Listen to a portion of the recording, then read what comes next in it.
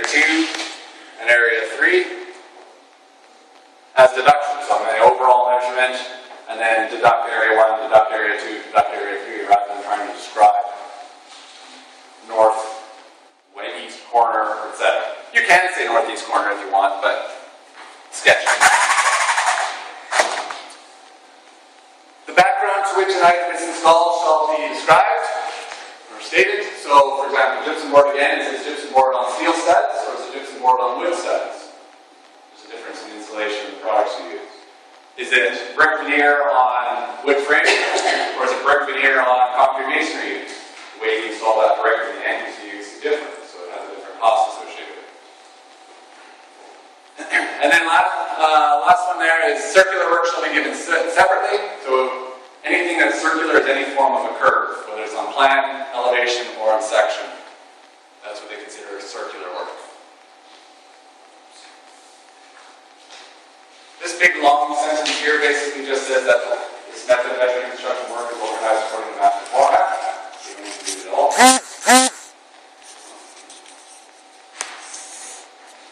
Work in special conditions.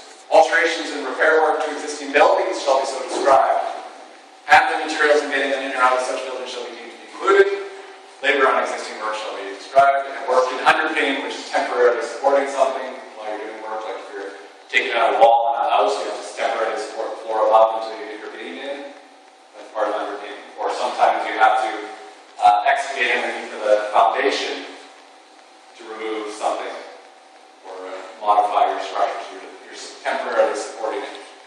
Alterations, if you think about new construction or alterations, if it's the exact same work, for example, we're going to come in here and paint this room.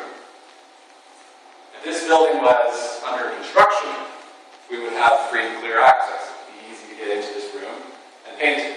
However, it's an alteration. And BCIT, so it's a renovation, they don't have control of the building. Kick all the students out during the day, you're going to still have your class. When you go home at the end of the day, then they can come in, move all the existing furniture, paint the walls, put them back. The next day you come in and it's done. So you don't have free and clear access. You're restricted to when you get access. Or maybe you can work during the day, but you're going to be bringing materials in with students in the hallways and things like that. So it's more expensive than new construction where you have free and clear access. Work carried out in or underwater shall be so described. Underwater is obviously going to be harder than above water. You have to hold your breath. Stating, describing whether it's lake, which is slow-moving still fresh water, for all intents and purposes. Canal, which is slow-moving fresh water. River, which is fast-moving fresh water.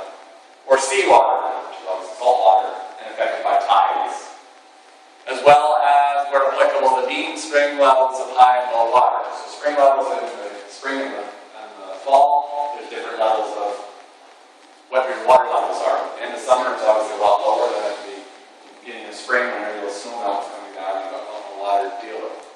And also the tides. If you're going up and down, the tides go up and down. There's 2 tides in a day, 2 highs, 2 lows. You want to know what the high is and the low is. One's usually higher than the other high, and one's usually lower than the other low. If you look at the charts for tides. Work carried out in compressed air shall be so described, stating the pressure and method of entry and exit. I would add to that any confined space should be measured separately as well. The confined space means anything where your productivities are going to be reduced. For example, it's easy to put drywall up on this wall. I can bring all my material in, and I've got easy access to my equipment, and my tools, and my materials, and I'm putting it up. However, maybe Anna's office is a bit more difficult because I can't have all my material in there. I have to go outside the room, do all my measurements inside, come out, cut it, bring that material in, and install it.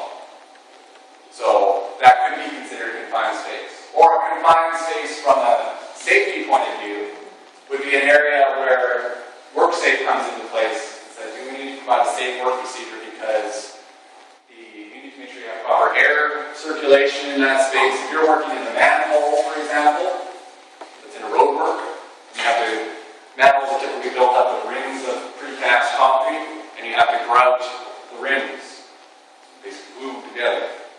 somebody's inside that manhole working, you know, in a confined space where they're a lot slower because it's a lot more cramped work in there. And you have to make sure that you've got fans going to circulate the air. You've got somebody outside of the manhole looking down, watching, making sure who's in there doesn't pass out. Things like that. Those are safe work procedures. They're not just standing there because they're wasting time. They're standing there making sure that workers stay conscious. Okay, so obviously those cost money.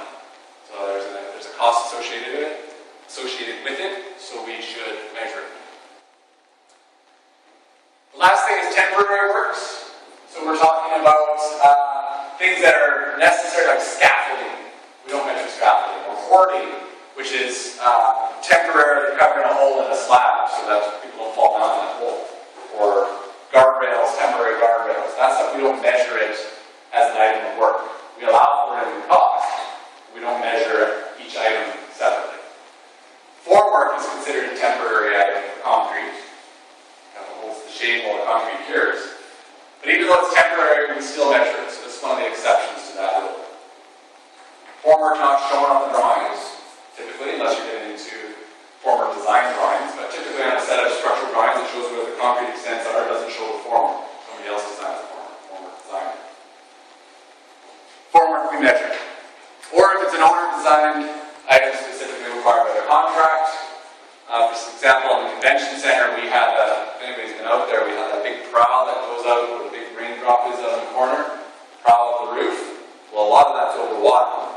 And how did they get installed? Those wood beams that are on the underside, the fascia underside. We actually had a huge scaffold system that hung over the prow that workers had to work off of. And it was provided by the general contractor for use of the trades so that they could have access rather than having to have, because equipment doesn't reach that very well. You know. The convention center ended up having to buy a piece of equipment that cost them, I think, almost $200,000 just to be able to reach that corner to do some cleaning and things like that. But not typical equipment that's available for rent. You have to buy it. Okay, so if it was specifically required by the contractor, if you have to provide it, then you would include it.